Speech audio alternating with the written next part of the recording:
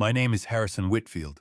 I am 70 years old today, and I live in a quiet, gated community just outside Naperville, in the western suburbs of Chicago, Illinois. At my son's lavish housewarming party, my wife grabbed my arm.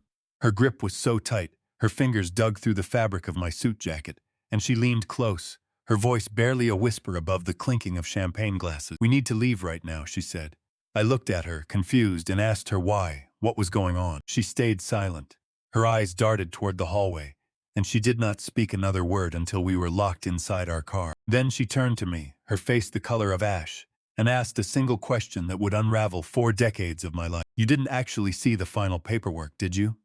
What she told me next left me completely frozen. "Before I take you into that car, into that betrayal, and into everything I did to survive it, let me ask you one small favor. If a story about loyalty, family, and the price of blind love means anything to you, take 1 second to tap that like button and subscribe. It genuinely helps this channel reach other people who need to hear it.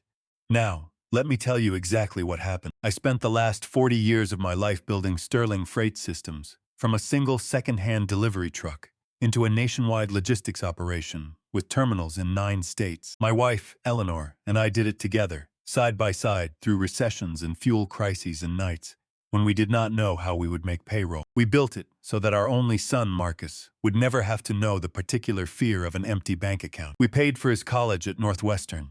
We paid for his wedding to a poised young woman named Vanessa. And just last month, I wired $1.2 million in cash, the down payment on a stunning $2.5 million estate in the manicured suburbs west of the city. It was meant to be their forever home, a safe place to raise the grandchildren Eleanor and I had begun quietly to dream about. That was the dream, or so I believed. The housewarming was the grand unveiling of that dream. The long, winding concrete driveway was packed bumper to bumper with expensive cars, the kind of German engineering that costs more than most people's homes. Caterers in black vests drifted through the rooms with silver trays of appetizers I could not pronounce. But something felt wrong the moment Eleanor and I walked through the double front doors. It was a feeling I had learned, over 40 years of business, never to ignore. A cold prickle at the back of the neck.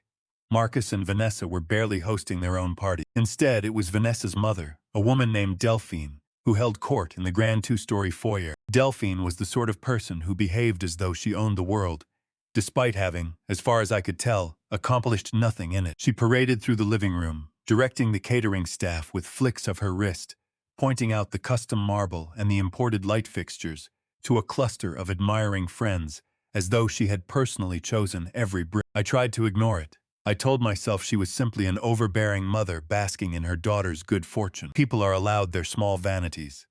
I took a glass of sparkling water and stood near the edge of the enormous kitchen, watching my son. And what I saw troubled me. Marcus looked nervous. He kept adjusting his tie, tugging it away from his throat, and every time our eyes met across the room, he looked away first. Whenever I tried to cross the floor toward him, to simply ask how the move had gone, Vanessa would materialize at his elbow and steer him off to greet another guest. The whole evening had a suffocating quality, like breathing in a room where the windows had been painted shut. I felt like a stranger in a house my own money had secured. That was the moment Eleanor took my arm. Her face was bloodless. "You have to understand something about my wife. Eleanor is a strong, composed woman. She stood beside me through the years when we built the company from nothing, and she never once let the stress crack her calm." Seeing her frightened, truly frightened, sent a chill straight down my spine. I set down my glass and followed her out the front doors, leaving the noise of the party behind us. The cool night air hit my face, but it did nothing to slow my heart. We walked quickly down that long driveway to where I had parked our sedan, well away from the valet, and we both climbed in. Eleanor locked the doors immediately, as if she thought someone might follow us.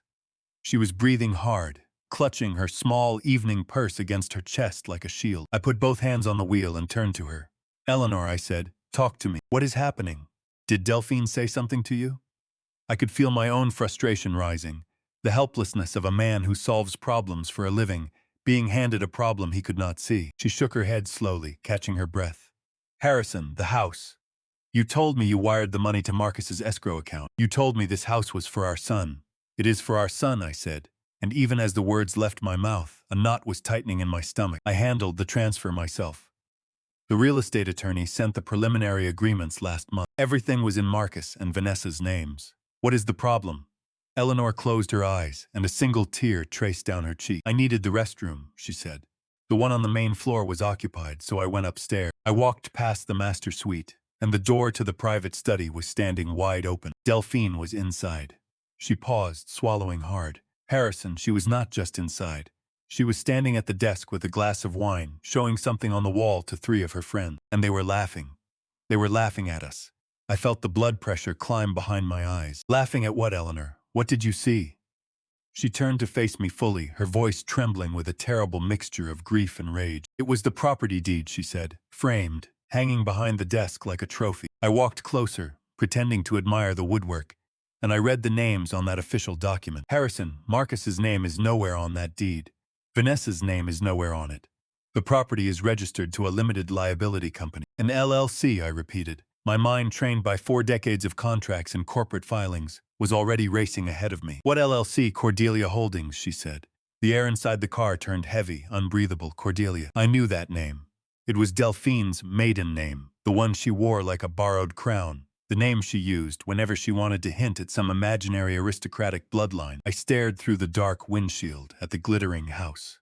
On the hill, my mind struggling to hold the shape of what my wife was telling me. "Are you absolutely certain?" I asked.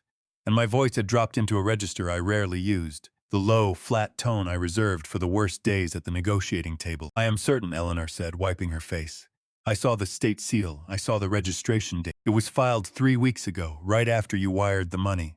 Harrison, you did not buy a house for our son. You bought a $2.5 million estate for Delphine. She owns all of it." I sat in the dark, and the silence in that car was deafening. 40 years of work. 40 years of missed dinners and canceled vacations. Of building a company brick by brick so that my son would inherit security instead of struggle. And he had taken my life savings and handed the keys to his manipulative mother-in-law. My own flesh and blood had orchestrated a deception right under my nose, and had done it so smoothly that I signed the transfer myself, with my own hand, believing I was giving my son a future. The disrespect was paralyzing. The betrayal was absolute. And then something happened inside me that I have felt only a handful of times in my life. The shock drained away, and in its place came a cold, clear, calculated stillness. I am not a man who falls apart. I am a man who solves problems. I reached into my jacket and pulled out my phone. I dialed Marcus's personal cell. I listened to it ring once, twice, 3 times, picturing my son standing in that lavish living room, holding a drink, playing the successful homeowner while his mother-in-law held the actual title. The call connected. "Marcus," I said, my voice steady in the quiet car. "We need to talk. Right now." But it was not my son who answered. A high, delighted laugh came crackling through the small speaker, and then a voice sweet as poisoned honey. "Oh, Harrison," Delphine purred. "Marcus is far too busy carrying my antique armoire up to the master bedroom. Thank you so much for the truly lovely little gift." The line went dead. I stared at the dark screen. Beside me, Eleanor had begun to cry softly. And with those few mocking words, Delphine had confirmed every fear taking root in my chest. I put the car in gear and drove us home in silence. Sleep was impossible that night. I sat in my home office, surrounded by the walls where I had drafted the original business plan for Sterling Freight 4 decades earlier, on a card table, in a rented apartment, with Eleanor asleep in the next room and a baby on the way. I booted up my computer and logged into the county property portal. It took me less than 10 minutes to find exactly what Eleanor had described. The deed to the $2.5 million estate was registered to Cordelia Holdings, a limited liability company. I pulled the corporate registry. The sole managing member of Cordelia Holdings was Delphine. My son and his wife held 0 equity in the home my down payment had secured. Nothing, not a single share. I printed every page. The old laser printer hummed and churned in the dark, laying down the concrete evidence of my son's betrayal 1 sheet at a time. I slid the pages into a manila folder, and I sat in my chair, and I waited for the sun to come up. At exactly 6:45 the next morning, I pulled into the executive lot at Sterling Freight System. Ordinarily, I arrived at that gleaming glass and steel building with a swell of pride in my chest. That morning, I felt nothing but a cold dread settling into my bones. I nodded to the security guard, bypassed my own office suite, and walked directly toward the financial wing. Marcus was the chief financial officer. I had handed him that title 3 years earlier, believing he had the integrity to steward the empire I intended to leave him. I had never imagined I would walk into his office to confront him like this. I pushed open the heavy door without knocking. Marcus was behind his massive desk, sipping coffee, his eyes fixed on a pair of monitors. He looked up, startled, Dad, he said, recovering fast, sliding a practiced, easy smile onto his face. What are you doing here so early? I thought you and Mom were taking the morning off after the party. We missed you at the toast. I did not return the smile. I stopped in front of his desk and I looked at this man, my son, searching his face for some trace of the honest boy I had raised. Instead, I found a polished executive in a suit bought with my money, sitting in an office I had built, spinning a web I could not yet see the edges of. I opened the manila folder. I said nothing. I took the printed county records and I laid them down on the center of his desk, hard. Marcus flinched. His eyes dropped to the papers, and I watched the blood drain from his face. His easy posture crumbled in an instant. A bead of sweat formed at his hairline as he read the highlighted name on the corporate registry. Cordelia Holdings. Care to explain, I asked, my voice dangerously calm.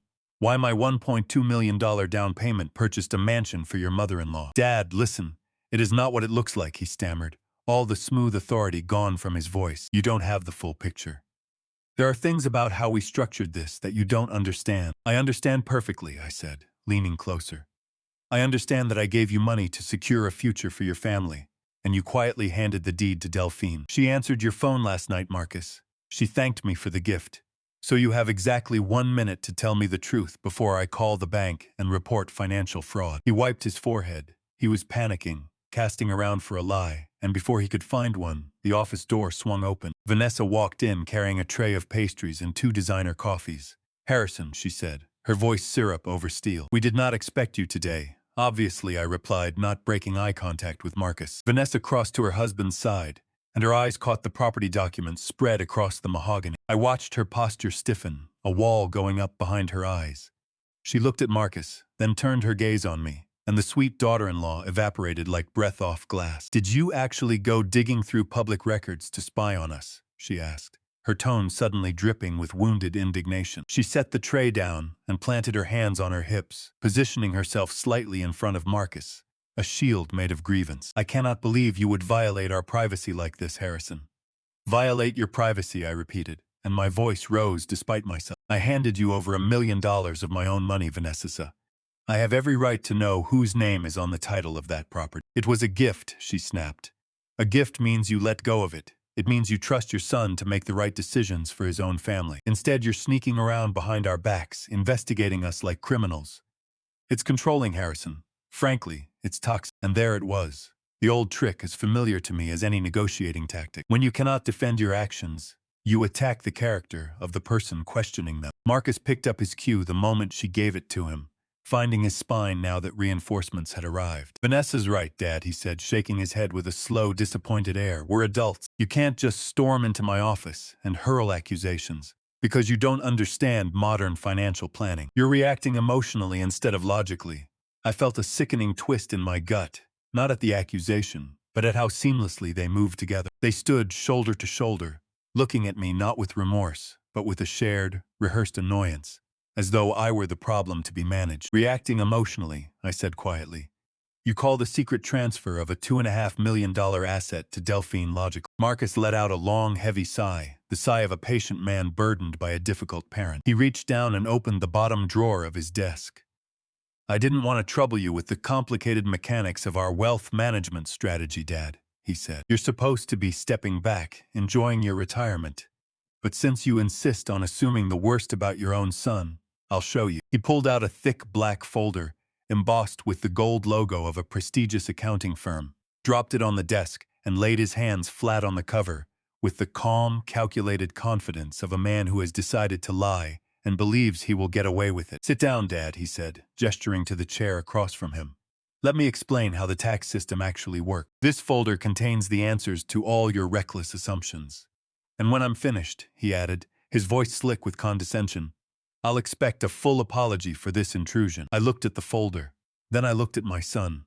40 years of work had led to this moment, and he genuinely believed I was a naive old man who would swallow whatever he served me. He opened the folder with slow, deliberate movements, smoothing the pages flat, and cleared his throat, adjusting into the confident executive posture I myself had spent years teaching him to wear. Dad, he began, the world of real estate and large financial transfers isn't as simple as it was when you bought your first house 40 years ago. We're dealing with substantial sums here, and the federal government is always looking for ways to penalize families for intergenerational wealth transfers. If you had wired that money straight into our personal accounts, we'd have been hit with a staggering gift tax liability. It would have crippled us. Before we moved a single chair into the living room, he pointed a manicured finger at a dense spreadsheet crowded with projected tax brackets and depreciation schedule. Vanessa's mother has a phenomenal accountant, he went on. A man who manages portfolios for some of the wealthiest families in the state. He advised us that the safest, most fiscally responsible way to handle your generous contribution was to route it through a temporary holding vehicle. Cordelia Holdings is just a shell company, Dad, a protective barrier. Delphine is acting as a temporary trustee to shelter the asset. According to the timeline right here in these documents, the LLC will be dissolved in exactly 90 days. On the 91st day, the deed transfers automatically into Vanessa's name and mine. We were trying to protect your investment, not steal it. We just wanted to handle the stressful logistics ourselves, so you could enjoy your retirement. It was a masterful performance. The terminology was perfectly deployed.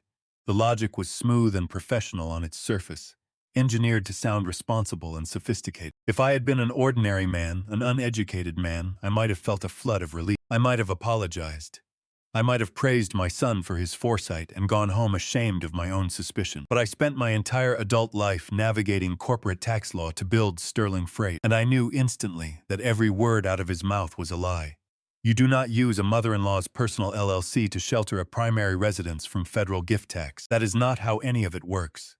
It was legally absurd, a fairy tale dressed up in the costume of corporate jargon and handed to a man they assumed would not know the difference. I kept my face blank. I did not interrupt. I let the silence hang in the air after he finished, and I watched what that silence did to them. It made Vanessa anxious. She shifted her weight, glancing at Marcus, then back at me, waiting for the relief that did not come. Marcus's confident smile began to falter at the edges. "You're right," I said finally. I let the words land soft, defeat. "I don't understand these modern structures the way you two do. Forgive me, I overreacted. I suppose I've become an old man who sees a threat behind every door." The relief that washed over their faces was almost obscene. Marcus closed the folder. Vanessa exhaled. "It's okay, Dad," my son said, magnanimous now. "It's a lot of money. It's natural to worry. We should have explained it up front." I nodded, and I gathered my printed county records back into my Manila folder, and I let them believe they had won, because I had just learned the most important lesson of the entire ordeal. They were not sloppy. They were not panicking amateurs. They had a story ready, a folder prepared, an accountant to name. This was not a mistake. It was a plan, and a man who is up against a plan does not win by shouting. He wins by becoming quiet, by becoming patient, by letting his enemy believe the war is already over. I drove home and I told Eleanor everything. She listened at the kitchen island with her hands pressed to her mouth. She wanted to call the police that afternoon. I told her no, not yet. If we moved now, with nothing but a framed deed and a rehearsed excuse, Marcus would simply produce his folder, call me a confused old man, and Vanessa would swear to it. We could not win a war of words against two people who had spent months perfecting their lies. If we were going to stop this, I needed proof. Concrete, undeniable, documented proof. And to get it, I needed them to keep believing they had already beaten me. 2 days later, I did something I am not proud of. I bought an expensive crystal vase, and I drove back to that mansion, and I knocked on the door of the house I had paid for. Delphine answered, and when she saw the vase in my hands, her lips curled into a slow, victorious smile. Vanessa appeared from the kitchen, stopping short when she spotted me. "Harrison," she said, her voice tight, "what are you doing here without calling?" I forced a warm, apologetic expression onto my face. "I came to bring this," I said, holding up the vase. "I wanted to formally apologize for my behavior. I overstepped, and I want to respect your boundaries going forward. I just want peace between us." Delphine looked at the vase, and her smile widened. "Well," she said, "that is very mature of you, Harrison. Put it on the side table, and do not scratch the wood." I set the vase down gently and turned to Marcus, who was standing by the window, staring at the floor, refusing to look at me. I wanted to see how deep the control ran. "Marcus," I said, keeping my tone light, conversational, "while I'm here, I wanted to ask about the fourth quarter projections for the regional distribution center. Are we still on track to open the new Ohio warehouse by November?" It was a basic question, something any CFO should answer in his sleep. Marcus opened his mouth, but Vanessa stepped directly in front of him, physically blocking him from my view like a guard dog. "Marcus isn't working today, Harrison," she said, her voice sharp and commanding. "We're focused entirely on setting up my mother's new house. Your little trucking company can wait until Monday." He's not answering your stressful work questions right now. I looked past her shoulder, trying to catch my son's eye. He simply nodded at the wall. Vanessa's right, Dad, he whispered, sounding utterly defeated. I'm busy with the house. We'll talk logistics next week. And something in me went cold and quiet. My son had no control over his own life, his own money, or his own voice. They had stripped him of all of it, turned him into a compliant tool. Whatever anger I felt toward Marcus was joined now by something more complicated, something closer to grief, but grief would have to wait. Of course, I said, playing the weary, defeated father to perfection. I understand. Let me just use the restroom before I go, and I'll leave you all to it. I walked down the hallway. I knew exactly where Delphine had claimed her private study. It was the same room where Eleanor had seen the framed deed. The heavy door stood open, and I slipped inside. The room smelled of expensive perfume and leather. I moved quickly to the massive mahogany desk, scanning for loose papers, and as I stepped around the leather chair, the toe of my shoe caught the edge of an ornate metal wastebasket. It tipped over, spilling crumpled paper across the hardwood. I crouched to clean up the mess before anyone heard, and as I gathered the crumpled balls of paper, a brightly colored logo caught my eye. I carefully flattened one of the ripped sheets against my knee. They were final notice letters, 3 of them, from 3 different offshore casinos in the Caribbean, all addressed to Delphine Cordelia. The bold red ink at the bottom of each demanded immediate wire transfers to settle outstanding markers. I stared at the numbers printed there, and the whole picture began to turn, slowly, like a key in a lock. Delphine was not a wealthy aristocrat sheltering assets from the government. She was a compulsive gambler, drowning in debt, using my son and my company to keep herself afloat. I placed the ripped pieces back into the wastebasket, exactly as I had found them, smoothed the front of my jacket, took one steadying breath, and walked back out to the living room, wearing the face of a defeated old man. I thanked them for their patience, wished them a lovely afternoon, and showed myself out. The drive home felt like moving through fog. The pieces were horrifyingly clear now. Marcus was not a naive husband appeasing a demanding mother-in-law with a clever tax loophole. He was an active, willing participant in whatever this was. And whatever it was far larger than a single house. When I got home, Eleanor was waiting in the kitchen, her eyes wide with anxious hope. I poured a glass of water and sat across from her, and in a low voice I told her all of it. The way Delphine treated our son like furniture, the way Vanessa spoke for him, the casino letters torn up in the wastebasket. Eleanor covered her mouth with both hands, tears welling as the scale of it settled over her. Our son was funding a gambling addiction, she whispered. Harrison, we have to call the police. We have to stop him before he ruins everything we built. I shook my head slowly and reached across the counter to take her trembling hand. No, I said softly but firmly. If we confront him now or bring in the authorities before we're ready, Marcus will simply erase the evidence. He's the chief financial officer. He controls the servers. He controls the ledgers. He'll call me a confused old man making wild accusations, and Vanessa will back him to the hilt. We cannot win against 2 people who've spent months perfecting their story. If we're going to stop this, I need undeniable proof. I need the raw financial data, pulled straight from the company servers, and I have to get it without Marcus ever knowing I was looking. That evening I did something I had not done in years. I performed. I ate dinner, I watched the evening news, I went to bed at my usual hour, a tired retired executive settling into a quiet life. Because if Marcus was watching my behavior in any way, and I suspected he was, I needed him to see nothing but an old man winding down. But I did not sleep.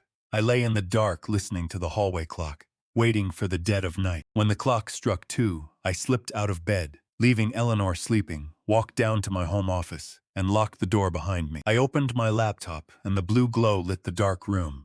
It was time to look inside the company I had spent 40 years building. Marcus was a highly educated financial executive, but he suffered from the blinding arrogance of youth. When I handed him the keys 3 years ago, the first thing he did was change every primary administrative password, quietly locking me out of the day-to-day operation. He wanted total control, and he believed his modern security protocols were impenetrable.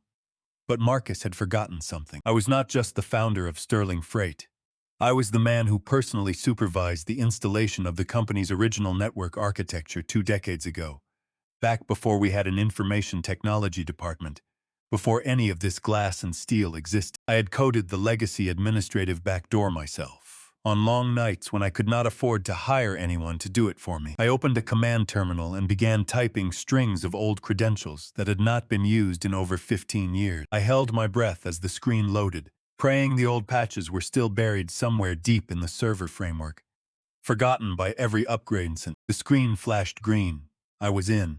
I bypassed the sanitized quarterly reports Marcus presented to the board and went straight for the raw data, into the Master Chief Financial Officer ledger, the central nervous system of the entire operation. I began pulling vendor payout logs for the last 12 months, scrolling through thousands of transactions, hunting for anomaly. For the first hour, everything looked infuriatingly ordinary. Fuel invoices, vehicle maintenance, warehouse leases, payroll. Marcus had buried his tracks well, hiding whatever he was doing beneath a mountain of legitimate expense. My eyes burned from the screen, but I kept scrolling, and then I found a recurring monthly payment, authorized directly by the Chief Financial Officer. $30,000, precisely, categorized under the vague heading of Strategic Logistics Consulting. The vendor receiving these transfers was listed as Halloran Consulting. I clicked the vendor profile, my heart beginning to hammer, and pulled up the registration and billing address. It was a rent-controlled apartment complex on the south side of Chicago. It was the exact address where Delphine had lived before Vanessa married my son. Halloran had been her married name years ago, before she reinvented herself as a Cordelia. It was so brazen it made my blood boil. Marcus was funneling $30,000 a month of my company's revenue to his mother-in-law, draining the accounts to feed her habit and keep the offshore creditors at bay. The entitlement it took to do that month after month was staggering. I reached to initiate a download of the records, the proof I needed. My finger hovered over the trackpad, and then, before the download could even begin, the screen froze and flashed a violent, blinding red. A high-priority security warning bloomed in the center of the monitor, and the message could not have been clearer. Administrator override detected, alerting CFO immediately. The trap had sprung. Marcus now knew, for a certainty, that someone was inside his network. Someone was hunting him. I stared at the red warning for a moment, and then I made myself think. I held down the power button until the screen went black and the fan spun down into silence. Marcus would receive that alert instantly. Given the magnitude of what he was hiding, panic would consume him. He would not wait for business hours to investigate a breach of this size. He would come straight to the source of the override code. He would come here. I had to be ready. I closed the laptop and pulled a stack of old physical retirement portfolios from a drawer, scattering them across the desk to make the room look like the disorganized workspace of an elderly man fumbling through his finances. Then I went upstairs, slipped back into bed beside Eleanor, and watched the clock crawl toward dawn. I did not close my eyes. I simply waited for my son. At 6:15, tires crunched hard on the driveway. A car door slammed. A few seconds later, a rapid, heavy knocking began at the front door. Eleanor stirred in alarm. I put a gentle hand on her shoulder, told her to stay in bed, and promised I would handle it. I pulled on my thick bathrobe and tied the belt slightly off-center. I ruffled my gray hair so I would look disheveled, freshly woken. I made my way down the stairs slowly, letting my footsteps sound heavy and tired, and I opened the door. Marcus stood on the porch in the pale dawn light, and he looked completely unraveled. He was still in yesterday's dress pants, now paired with a wrinkled t-shirt, and his eyes were bloodshot, darting past me into the foyer as though he expected to find federal agents waiting with handcuffs. "Marcus," I said, my voice thick with sleep and mild paternal confusion. "What in the world are you doing here at this hour? Is someone hurt?" He pushed past me without waiting for an invitation and stood in the center of the foyer, breathing hard, dragging a trembling hand through his hair. "Dad, we have a corporate emergency," he said. "The financial servers were breached last night. Someone triggered a master administrative override at 2 in the morning. My security flagged a catastrophic unauthorized entry from the legacy access portals, and the IP pinged back to this residential network. Did someone break into your home office?"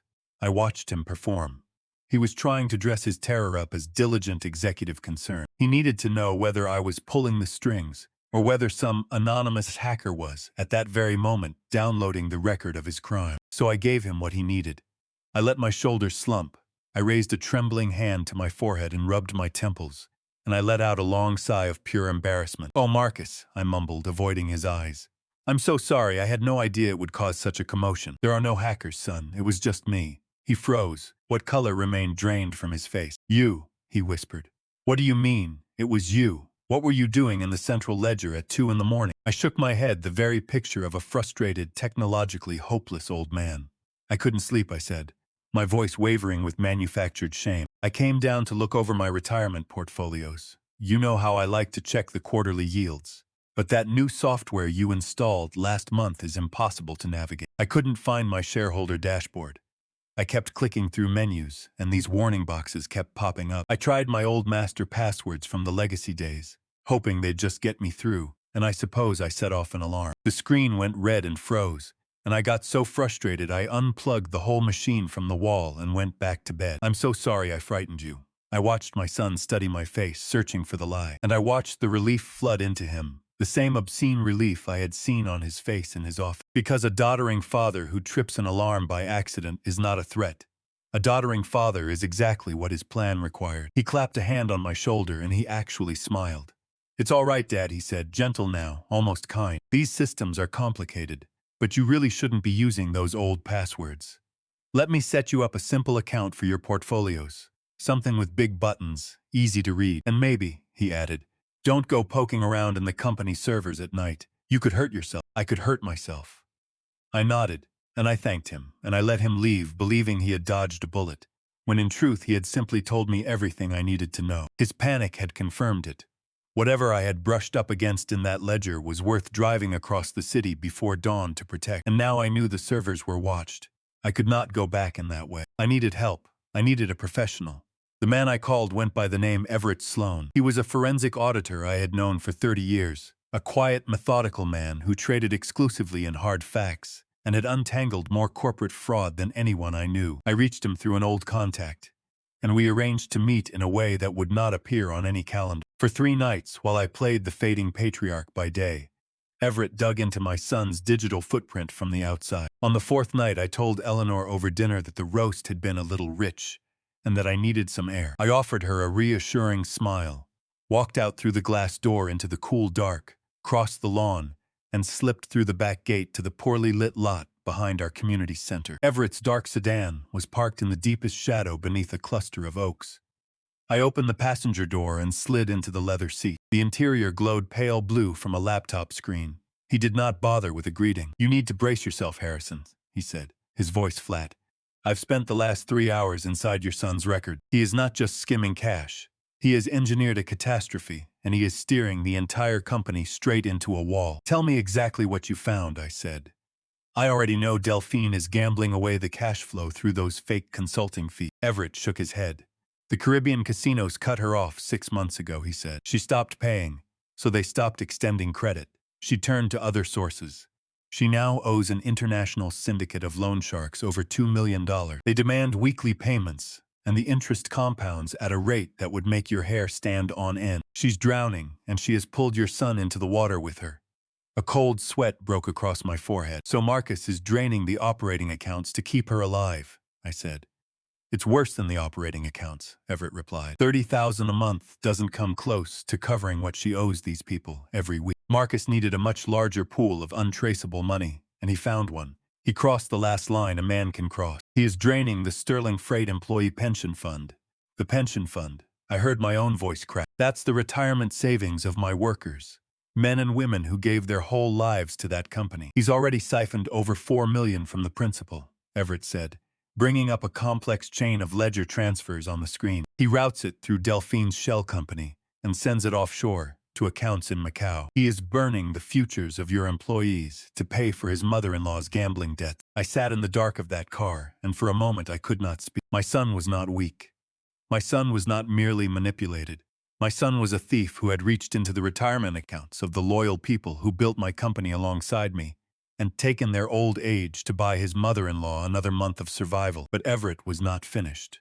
"There's a reason he felt safe taking a risk this insane," he said. "Marcus is a coward, Harrison. He knew that touching a federally regulated pension fund would eventually draw the authorities, so he needed a guarantee that when the whole thing collapsed, he would walk away clean. He needed someone else to take the fall." "He set me up," I said. And even as I said it, the last piece slid into place with a sickening finality. "He framed you perfectly," Everett said, and dropped a thick stack of printed pages into my lap. "I found these buried in a hidden partition on the main server. Marcus used your digital signature, the one still on file from when you ran everything, to forge binding legal declarations. He drafted documents naming you as the sole personal guarantor of Delphine's syndicate debts. He forged executive orders, over your name, authorizing the phantom subsidiaries that drained the pension. Every illegal wire, Every stolen dollar has your signature at the top of the command chain. I looked down at the pages in my lap. The forged signatures were flawless. The legal language was ironclad. If federal investigators opened a case, or if the loan sharks decided to collect by force, every trail led directly to my home office, to my name, to me. Marcus had structured the entire criminal enterprise so that he appeared to be nothing more than an innocent subordinate, following the erratic orders of his aging, declining father. If this goes bust, Everett said quietly, you are the one going to federal prison. You would very likely die in a cell, and Marcus would inherit whatever remained. The truth of it locked my jaw. My own son had planned my financial ruin and my imprisonment with the same care I had once taught him to bring to a contract. I had spent 40 years building a legacy of honor, and he had twisted it into a noose and fitted it around my neck. How long before the annual audit, I asked. My voice had gone flat and mechanical. 3 weeks, Everett said. When the external auditors examine the pension reserves, they'll find the deficit immediately, and the whole scheme unravels. He drew a slow breath and reached into his briefcase for one final document, sealed inside a clear plastic sleeve. But there's something you need to see, Harrison. Marcus knows about the audit too. He knows the deficit can't be hidden, and he does not intend to let you take the fall after the auditors arrive. He plans to spring his trap before they ever walk in the door.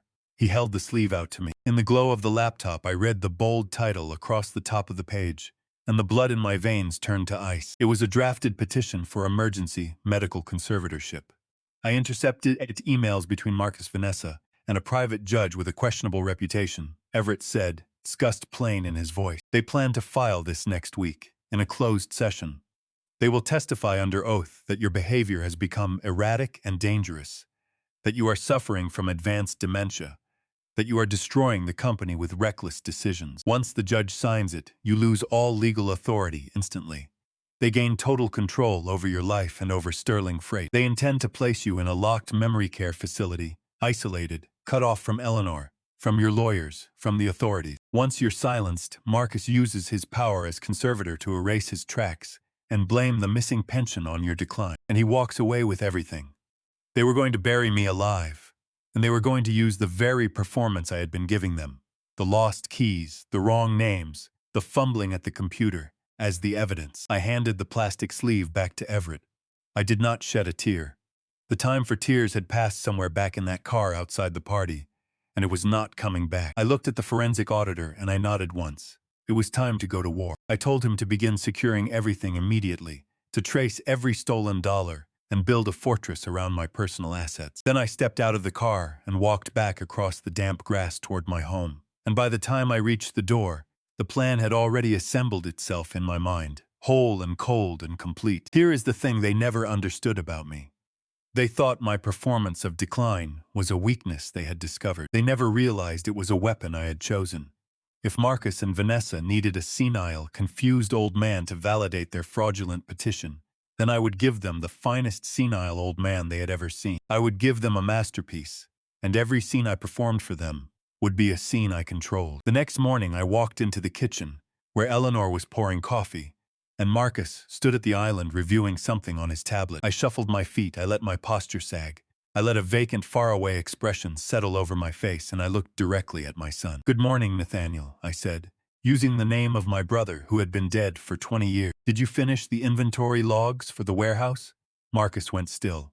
He lowered the tablet slowly and exchanged a quick, wide-eyed glance with Eleanor. "Dad," he said, his voice thick with theatrical concern. "It's me, Marcus. Nathaniel's been gone 20 years. Are you feeling all right?" I blinked rapidly, pressed a trembling hand to my forehead, and murmured a weak apology, saying I hadn't slept well, that I felt disoriented. And I watched my son quietly pull out his phone and type a note, documenting my decline for the court filing, building his case, one entry at a time, never once suspecting that he was building it on a stage I had constructed for exactly this purpose. That afternoon, when Vanessa stopped by to drop off fabric swatches for Eleanor, I performed the next scene. I opened the refrigerator to get a bottle of water, and while no one was looking, I set my heavy car keys on the middle shelf, right beside the milk. Then I walked into the living room and began patting my pockets, complaining loudly that I had lost my keys again. Vanessa sprang into action with the patronizing tone of a nurse, and within 3 minutes she opened the refrigerator and gasped with manufactured shock, holding the keys up for Marcus to see. I watched them from the corner of my eye. They were thrilled, I could see the barely contained glee dancing behind Vanessa's eyes, and I let them have it. Every scene a gift, every gift a lie. While I played the crumbling patriarch by daylight, my nights belonged to a colder world. I met with Everett Sloan and my senior legal counsel in secure locations long after midnight, and we moved with a speed that surprised even me. Because the company was still legally in my name, and because the forged guarantor documents had not yet been activated by the offshore syndicate, I had a narrow window to cut away the diseased limbs before the infection reached my own body. First, I quietly liquidated my personal stock portfolios as moved the capital into blind trusts, walled off completely from Sterling Freight and from Marcus's reach. Next, my attorneys worked directly with federal fraud investigators to place holds on the fabricated guarantor documents, building a firewall between my personal identity and Delphine's $2 million of syndicate debt. If those violent creditors ever came looking for their money under my name, they would hit an impenetrable wall. But my most devastating move was structural, and it required nothing but patience and memory. 30 years ago, I had personally financed the construction of our primary distribution hub, the largest and most valuable property the company owned. The company still carried a mortgage lien on that property. Working in silence, my lawyers executed a complex transfer, moving that lien out of the corporate holding company and directly into my private trust. In a single stroke, I stopped being the vulnerable founder and became the supreme, untouchable creditor of my own company. If Marcus somehow seized Sterling Freight through his fraudulent conservatorship, he would inherit a mountain of debt payable directly to me. By the end of the week, the trap was primed. I had secured my wealth, neutralized his leverage, and armed myself with enough forensic evidence to send my son to federal prison for a decade. But I needed one last thing. I needed to catch him in the act, in his own words, with his own intent laid bare, so that no clever defense attorney could ever stand in a courtroom and call him a confused subordinate following his father's orders. I needed him to reach for the crown himself in front of a camera, of his own free will. So I built the final bait. On a Thursday evening, I sat at my heavy oak desk in my home office and pulled out a sheet of official corporate letterhead. I drafted a document and titled it Immediate Transfer of Chief Executive Powers. I filled it with dense, authentic legal language, a total surrender of my position at Sterling Freight directly to Marcus, clauses transferring asset control and banking authority, everything he and Vanessa were trying to steal through the courts, offered here as a voluntary gift. I printed it, laid it in the center of my leather desk pad, set my favorite gold fountain pen beside it, and left the signature line glaringly, deliberately blank. I made it look like a work in progress, something an old man was contemplating but had not yet finished. To a desperate man, an unsigned transfer of power is not a document. It is an invitation to commit forgery. Then I walked to the tall bookshelf along the far wall. Hidden inside the hollowed spine of an antique encyclopedia, I had placed a motion-activated microcamera, its lens no larger than a pinhead, angled to capture the entire surface of the desk. I synced its feed to an encrypted phone, adjusted the desk lamp to cast a soft glow over the document, and walked out, leaving the office door slightly ajar. I found Marcus in the kitchen, helping Eleanor clean up after dinner. I yawned loudly and announced that my mind felt foggy and I was going up to sleep. I mentioned offhand that I had left some important paperwork on my desk and asked them not to disturb the office. Then I climbed the stairs, closed my bedroom door, and pulled out the phone. Eleanor lay awake, watching me. I sat on the edge of the bed and took her hand and told her gently that we could not stay in this house tonight. Marcus and Vanessa were still downstairs, finishing their wine, playing the perfect loving family. I could not sleep under the same roof as the people plotting to lock me away. We slipped out through the private side entrance off the master suite, quiet as thieves in our own home, and a black car Everett had arranged was waiting at the end of the street. It carried us to a secure suite in a downtown hotel, far from the poison filling our own living room. The hotel room was clean and cold, a stark contrast to the home we had just left. I connected my laptop to the secure network and moved the camera feed onto the larger monitor. Eleanor sat beside me on the edge of the stiff mattress, a woolen shawl wrapped around her shoulders, and together we watched a small digital window looking straight back into my study. For over an hour, nothing moved. The gold pen gleamed faintly under the lamp. The document waited. Eleanor leaned her head against my shoulder, her breathing shallow.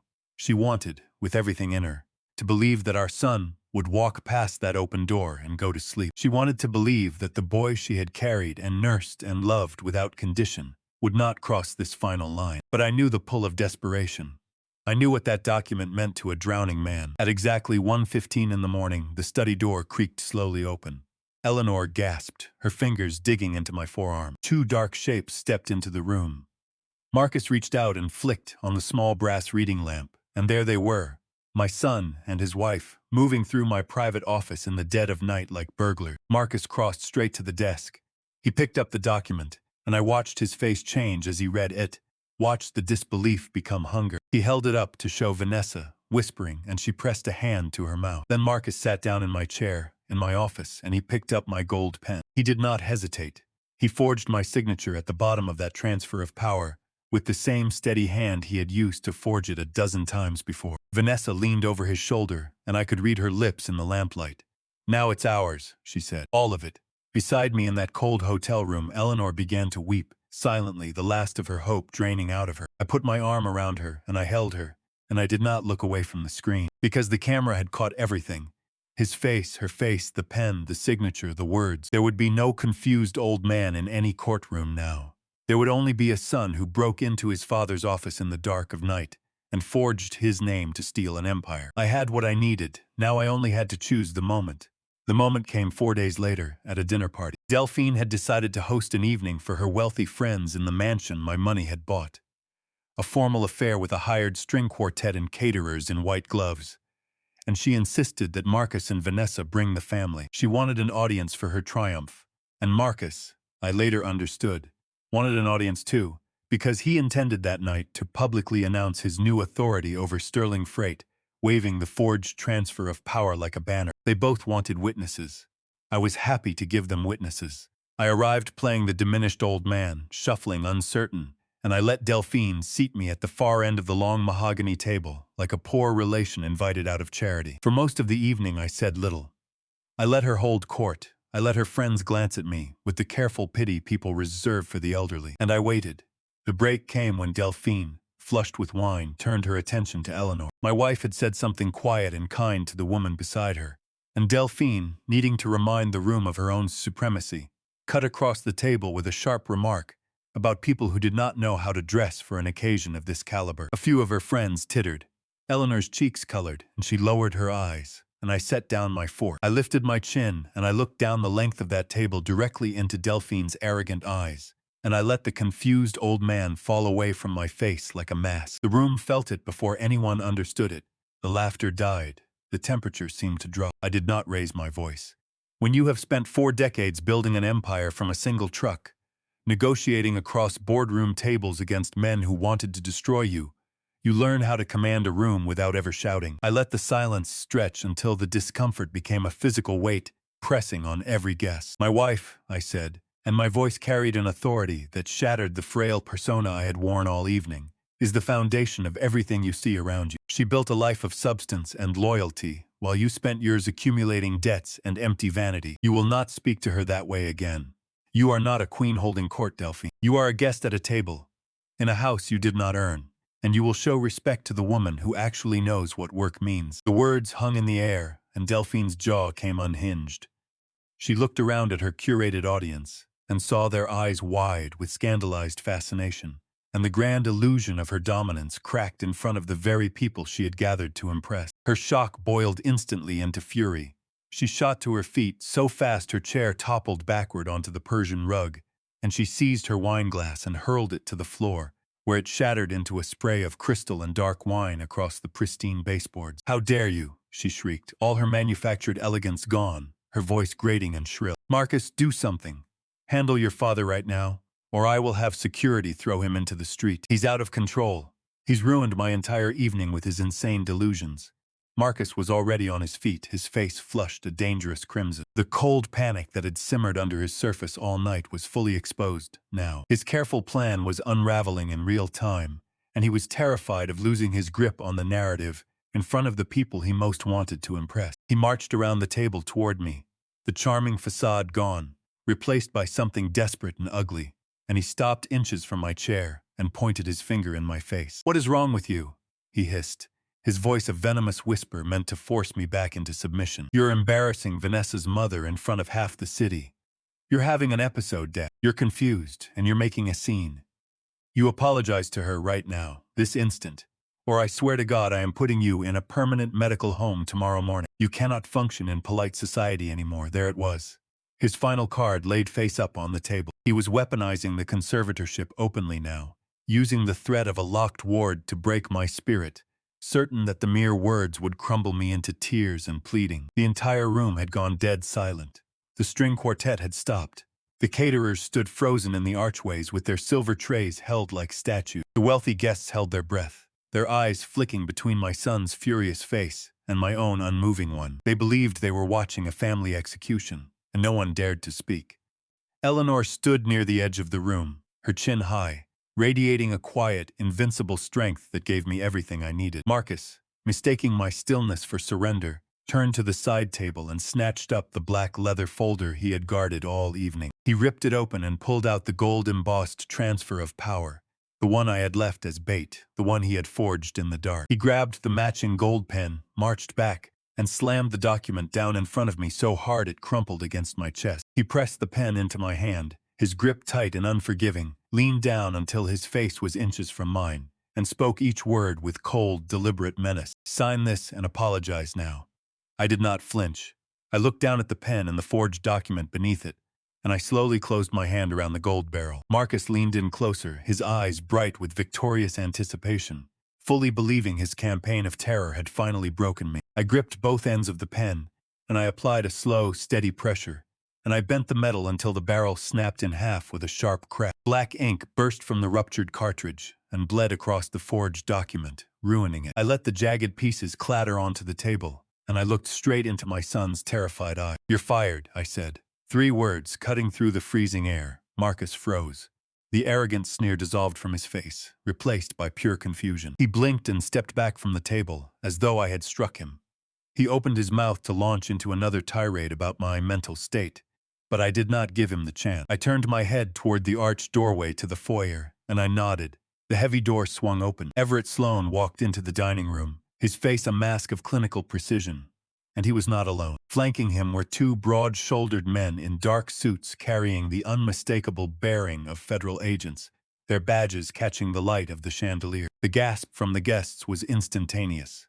The manufactured elegance of Delphine's dinner party evaporated, replaced by the cold reality of a federal fraud investigation walking through the door. Marcus stumbled backward into a chair. Every drop of blood left his face. He looked from Everett to the agents and finally back to me, and I watched the horror arrive in his eyes as he understood, at last, that the senile old man he thought he had been hunting him the entire time. I placed my hands flat on the table and pushed myself up, standing tall and steady, ignoring the cane I had used all evening as a prop. I looked around the room, meeting the eyes of the superficial acquaintances.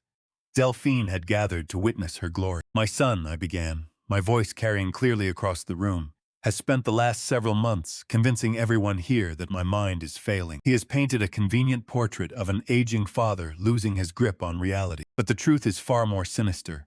Marcus is not a concerned son. He is a cornered criminal." "Dad, please," Marcus whispered, raising a trembling hand. "You don't know what you're saying." "I know exactly what I'm saying," I said, and the command in it silenced him. "I know about the shell company. I know about the $30,000 a month routed through Halloran Consulting to an offshore bank. I know about the wire transfers to casinos in the Caribbean and to a debt consolidation firm in Macau." Delphine let out a sharp gasp, her hand flying to the emerald necklace at her throat, as though it were strangling her. The color vanished from her cheeks, and around her, her wealthy friends began to shift and lean away from her chair. "Delphine does not own this lifestyle," I continued, turning my gaze on the trembling woman. "She owes an international syndicate over $2 million. She is drowning in gambling debt. And to keep those creditors from her door, my son crossed the one line a man cannot uncross." I looked back at Marcus, who was shaking visibly. He did not merely skim from the operating account. He bypassed the security protocols and systematically drained over $4 million from the Sterling Freight Employee Pension Fund. He stole the retirement savings of hard-working men and women to pay for his mother-in-law's gambling addiction. A wave of disgusted murmurs rolled through the room. Vanessa buried her face in her hands and began to sob. The curated illusion of their perfect life was being torn to pieces in front of the exact people they had built it to impress. "But Marcus is also a coward," I said, my voice steady and clear. "He knew stealing a federal pension would draw the authorities, so he needed a guarantee that he would walk away clean. He used my digital signature to forge legal documents naming me as the personal guarantor of Delphine's debts. He forged executive orders in my name to create the phantom companies that drained the fund. He built an entire criminal enterprise designed for one purpose above all others: to frame his own father for a federal crime. The agents stepped further into the room, and their presence cast a heavy shadow over Marcus and Delphine. And when he realized the annual audit was only 3 weeks away, I concluded, he decided to spring his final trap. He and Vanessa drafted an emergency petition to have me declared mentally incompetent. They planned to file it next week, in a closed session, before a judge they had arranged. They were going to swear under oath that I had dementia, lock me away in an isolated facility, and silence me permanently, so they could take control of the company and bury their crimes with me. Marcus fell to his knees on the Persian rug, weeping into his hands. The arrogant executive was gone, and in his place knelt a broken, terrified man facing the full weight of what he had done. Delphine, however, was not the surrendering kind. Her eyes darted around the room hunting for an exit, and she shoved her chair back and bolted for the archway to the foyer, her silk dress rustling. She did not make it far. The two agents moved with quiet, practiced efficiency, stepping into her path and filling the doorway. She slammed into them, cried out, and stumbled back, and in that instant she understood that there was nowhere left to run. Then I reached into the inner breast pocket of my jacket, and I withdrew one last folded document, distinct from the ink-stained forgery ruined on the table. I held up the crisp white paper, letting the light catch the official notary seals stamped across the bottom. "Oh," I said, "and one more thing about this house." The room went utterly still. Marcus watched the paper with terror. Vanessa stopped sobbing. Even Delphine, pinned in the doorway, went motionless. "When Eleanor and I provided the down payment for this estate," I said, my voice level and stripped of any warmth, "you all assumed it was a simple gift from a loving father to his son, an inheritance handed over early. You paraded through these rooms bragging about your success, never once imagining that a man who built a nationwide company from a single truck might read the fine print of his own transaction. But I did read it. And 3 weeks ago, quietly, through my attorneys, I exercised an option written into the original financing agreement, one that neither of you ever saw. I purchased the outstanding note on this property from the seller's bank. Delphine's shell company, Cordelia Holdings, does not own this house free and clear. It owns it subject to a lien held entirely by me. I let that settle. This house, I said, is mine. It always was. The bank that held the debt on it now answers to my trust, and Cordelia Holdings is in default. Delphine, you have 30 days to vacate the property you thought you had stolen from me. Everyone in this room came tonight to watch me humiliated. Instead, you have watched me take back what was mine, and watched a family of thieves reveal themselves. I thank you all for being witnesses. The weeks that followed moved with the terrible efficiency of consequences that have been building for a long time. Federal investigators took the evidence Everett and I had assembled and built a case that no defense could touch. Marcus was charged with wire fraud, embezzlement, and the theft of a federally regulated pension fund. Delphine's syndicate debts, once separated cleanly from my name, became her own problem to face, along with charges of her own. Vanessa, whose signature and sworn statements appeared throughout the conservatorship scheme, was named as a co-conspirator. The mansion emptied out. The luxury cars were repossessed. The curated friends stopped answering the phone. But the piece of it that mattered most to me was not the arrests. It was the pension. Because I had moved fast, because I had made myself the creditor of my own company and secured its most valuable asset in my own trust, I was able to do the one thing that made all of it worthwhile. I restored the fund. Every dollar my son had stolen from my employees, I put back out of my own recovered assets, before a single one of them ever missed a payment or lost a night's sleep over a retirement they had spent decades earning. I called a meeting in the largest of our distribution warehouses, the same hub I had financed 30 years earlier, and I stood on a loading dock in front of hundreds of the people who had built sterling freight beside me. I told them the truth. I told them that their pension had been endangered, and that it was now whole and safe and would remain so. I told them that the man who had endangered it would answer for it in a federal court. And when I finished, the silence broke into something I will carry with me for the rest of my life. Men and women who had worked the loading docks for 20 years came up to me with tears running down their weathered faces, shaking my hand, thanking me in voices that broke. I had walked into that ordeal a man shattered by the betrayal of his own blood. I walked out of that warehouse surrounded by the unbreakable loyalty of the people who understood, better than my son ever had, what hard work and dedication and simple decency actually mean. I had lost a son, but I understood, standing on that dock, that I had never been without a family. Eleanor and I did not want the big house anymore. The one Marcus had tainted with his greed. We sold it and bought a small, single-story home on the quiet outskirts of the city, with a wraparound porch and a little garden Eleanor had always wanted, and a stillness we had not felt in years. We settled into a gentle routine, and slowly, day by day, we began to heal the deep wounds left by the people we had trusted most. It was a Tuesday night in late November when that fragile peace was tested one final time. A violent, unseasonable thunderstorm had rolled into the valley after dinner.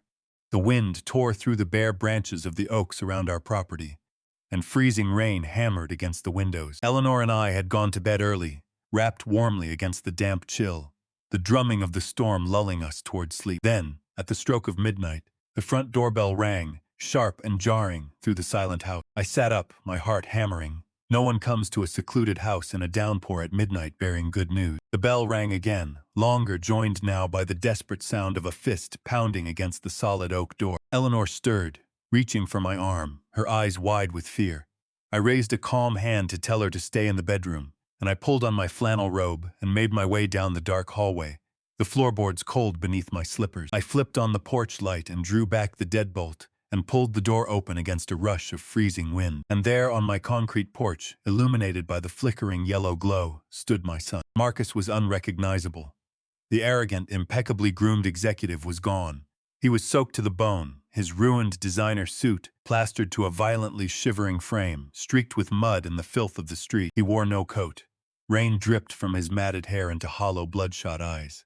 He looked as though he had aged 10 years in a single month, his face gaunt, the skin stretched tight over his cheekbone. He carried nothing, no bag, no phone, nothing. He was a broken creature, chewed up and spat out by the very reality he had tried so arrogantly to manipulate. I stood in the doorway and I did not step aside. I did not offer him a towel or a cup of coffee. I simply looked down at him and let the cold reality of the moment settle between us. Marcus fell to his knees on the wet concrete, the rain beating down on his hunched shoulders, and he reached toward the hem of my robe with trembling, blue-tinged fingers, too afraid to actually touch me. "Dad," he wept, his voice a broken whisper barely audible over the wind. "Please, you have to help me. I have nowhere else to go. I've walked for miles in the freezing rain. I have nothing left." I remained still. I waited, because I knew that even now, even at the bottom, the true shape of his character would reveal itself. And it did. "It wasn't my fault, Dad," he pleaded, his voice climbing frantically. "I swear on my life it was all Vanessa and Delphine. They brainwashed me. Delphine was drowning in those debts, and Vanessa threatened to leave me if I didn't keep our life still going. They pushed me into a corner. They made me forge those documents. They made me take that pension money. I never wanted to hurt you. They poisoned my mind against you. They convinced me you were losing your memory. They made me believe the conservatorship was the only way. It was their plan from the very beginning."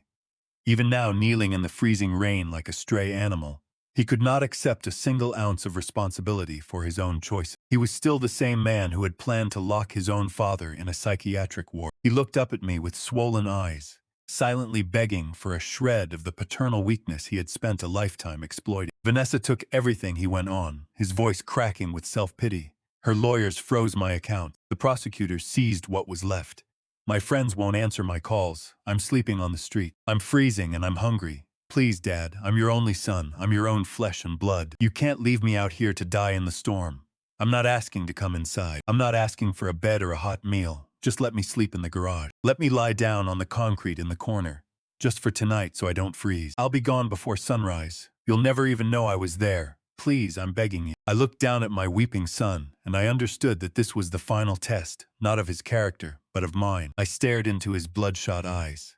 This was the boy I had carried on my shoulders through summer park. This was the young man I had guided through his first steps in the business world, handing him every advantage I had. But the shivering shell in front of me now held no resemblance to that boy. He was a predator with its fangs pulled, begging shelter from the very storm he had built with his own hand. I leaned forward slightly, so my voice would carry over the roar of the rain, and I did not shout. I spoke with a quiet, absolute certainty, the way a judge delivers a sentence that cannot be appealed. "I gave you an empire," I said, my words dropping like stones onto the wet porch. "I handed you a legacy of honor, a life of privilege, and an open door to everything I built with my bare hands. And in return you tried to put me in a cage. You conspired to lock me away in the dark, to erase me, so you could feed your own endless greed. He let out a wretched sob and dropped his forehead, nearly to my slippers, his fingers scraping at the concrete. Dad, please, I'm begging you. You are not my son anymore, I said, cutting through his pleas with a finality that surprised even me. You are the consequence of your own greed, and consequences must be faced alone. I stepped back into the dry warmth of my entryway. Marcus lunged forward, his hands slapping against the wooden threshold.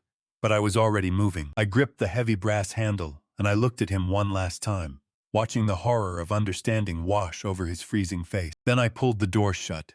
The thick oak clicked into the frame, silencing his muffled cries, and I turned the deadbolt, hearing the solid metallic thud that locked him out of my life for good. I stood in the quiet hallway for a long moment, listening to the rain drumming against the glass, and I realized something that brought me a strange and unexpected peace. The son I had mourned did not die tonight on that porch. He had died years ago, slowly replaced piece by a stranger, consumed by vanity and greed, and I had simply been the last to admit. My breathing was slow and even.